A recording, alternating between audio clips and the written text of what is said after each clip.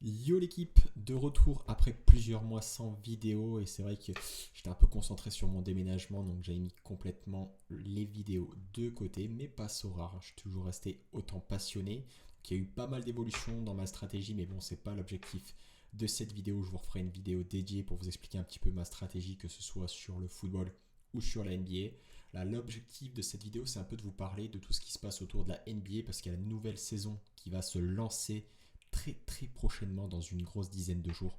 Et il va falloir être prêt, je crois que Sorare nous prépare des choses très intéressantes. Et il y a eu des annonces d'ailleurs aujourd'hui pour nous parler un petit peu déjà des nouvelles cartes, des nouvelles compétitions. Et c'est pour ça que je vous propose d'aborder ces deux points-là dans cette vidéo. Donc on va tout de suite basculer sur les nouvelles cartes, le nouveau design déjà qu'on voit juste sur la gauche. Donc on voit quoi là, ça y est, Sorare est basculé sur du 3D. Donc je sais pas si vous aviez vu ça déjà sur le football.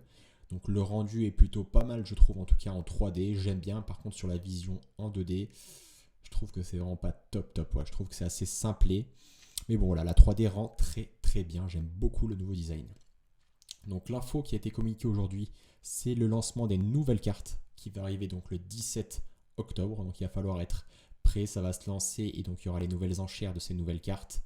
Il y aura les 1 sur 100, la 1 sur 1000, ça dépendra vraiment de la rareté dans laquelle vous êtes intéressé. Donc voilà, ça aussi c'est une vraie nouveauté. C'est le changement de supply justement sur les différentes raretés. Donc sur la limited, ils étaient partis un petit peu, je pense, trop optimistes. Donc ils étaient partis de 5000 cartes en limited par joueur par saison et ça a été rétrogradé à 1000. Même cinématique sur la carte rare où on passe de 1000 à 100 et sur la super rare on passe de 100 à 10. Donc là on se cale dorénavant sur le même type de rareté que sur le football. Donc ça me paraît plus cohérent. Après concrètement je trouve quand même que c'est un vrai aveu, en tout cas côté Sorare, que la saison 1 ne s'est pas passée comme il le souhaitait. Après voilà, on connaît déjà les dispositions qu'il y a eu sur la première saison. De ce que l'on en comprend en tout cas c'est une saison qui arrivait assez vite. Ils n'ont pas eu le temps de la préparer comme ils le souhaitaient. Donc voilà, un tournant chez Sorare en tout cas, mais je trouve qu'on se rapproche quand même de quelque chose qui représente plus la réalité et d'avoir trop de supply c'est pas bon pour en tout cas le prix des cartes, donc c'est quelque chose en tout cas d'ajuster et justement de juste pour la suite de notre aventure sur Sorare.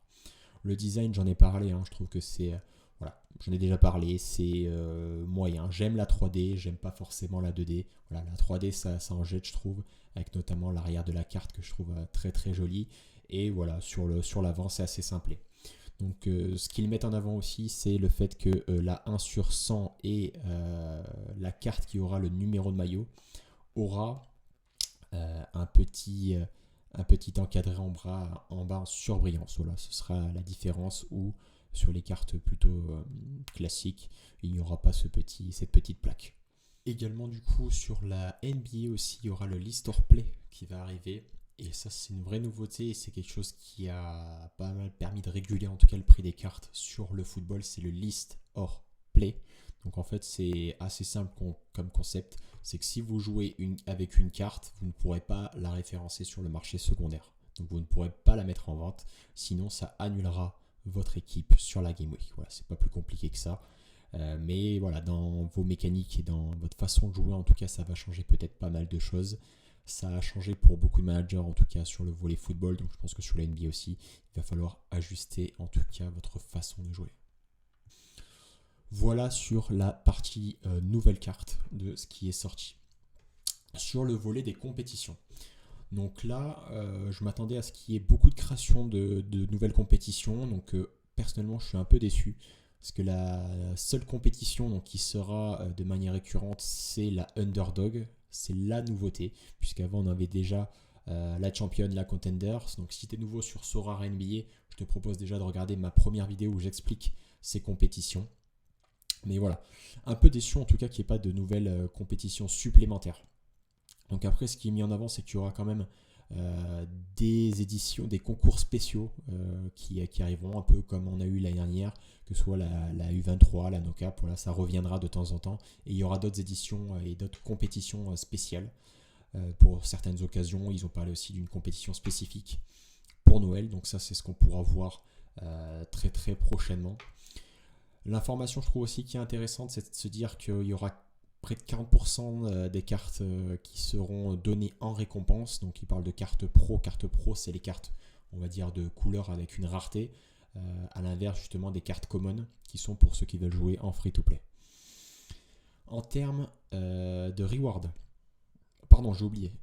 Compétition, pardon, si, la nouveauté aussi, c'est en compétition mixte.